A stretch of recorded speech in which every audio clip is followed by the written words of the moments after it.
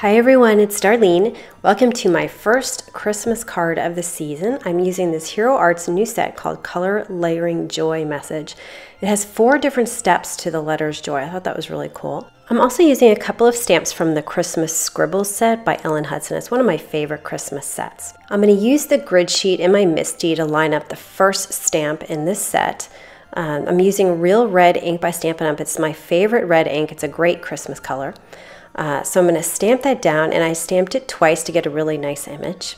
I find with multi-step stamps that I get better results with my Stamp-A-Majig because you don't have to look through the stamp, especially if your stamps are stained from dye inks.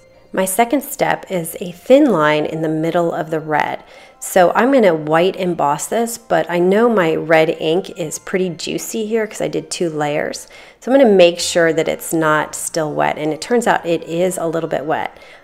Since I'm going to be heat embossing this second layer, I want to make sure that none of that powder is going to stick. So now I get a successful test. All right, now I'm going to line up my Stamp-A-Majig sheet. You can see how clearly you can see through it, much easier than using just the stamp to look through the photopolymer stamp. And so I'll remove my sheet, and then I'm going to ink this up with some Versamark ink. And the key is to hold it up, make sure you have your block nice and secured in the corner, and then stamp down and then straight up, and you'll get the best results that way. All right, so now this sort of looks like a candy cane, which is why I put white in the middle. I'm also going to use my Stamp-A-Majig for layer number 3, which is a shadow. And I'm going to use some Memento Tuxedo black ink here because it's a dye ink and I want it to dry quickly because my next layer is going to be more embossing. So I'm going to go straight down and straight up. And you can see I didn't get a full image, so as long as I keep that handle in place, I can stamp it twice. Okay, now for my last one, it's an outline, and so I'm going to prepare my Stamp-A-Majig again, hold it in place, and then I will stamp it with some Versamark ink.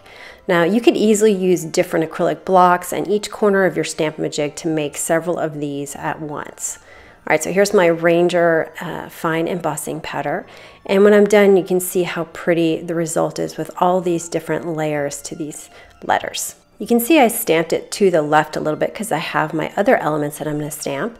I have To the World that I'm stamping in some VersaFine black onyx ink.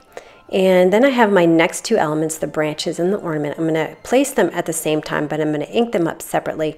My branch is going to be inked with some Lucky Clover oxide ink. It's a really pretty green ink. So I'm going to hang that off the upper right-hand corner.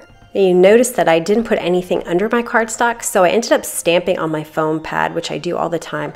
But it wipes up so easily with my absorber, just comes right off, so I don't worry too much about that. For my ornament, I'm going to stamp that in Memento Tuxedo black ink because I'm going to be using some Copic markers on the ornament. I have this Copic Multiliner 0.05 in brown. And so what I'm going to do, you could use any brown marker really. This is just a really thin one. I'm going to go over the branch, making it a little heavier, less at the tip and more at the base, just so it looks like there's a branch and it's not all green. Now for my ornament, I'm just going to simply color my dots with an R29. This is an original Copic marker.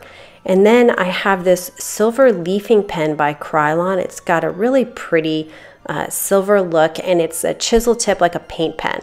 So I'm just going to color the top of my ornament with that so it shines. And then I also want to have my ornament look a little more dimensional. So I'm going to use a C1 marker and just color all the way around the edge, being careful not to touch the red. And then so that I don't have any kind of lines, harsh lines with my C1, I'm just going to take a 0 colorless blender and blend that out. Now I have my 0.05 black pen, and I'm just going to draw a line from the top of the ornament to the branch. You could use a stamp for this and mask it so that you don't go above the branch if you want to, but I thought it'd be easy just to hand draw it. Now I'm going to put some ATG tape runner on the back and adhere it to a Hero Arts note card, which is black on the outside and white on the inside. And that is the card for today. Pretty simple and easy. I like the simple look of it. So anyway, I hope you enjoyed that, and I will see you next time. Thanks for watching.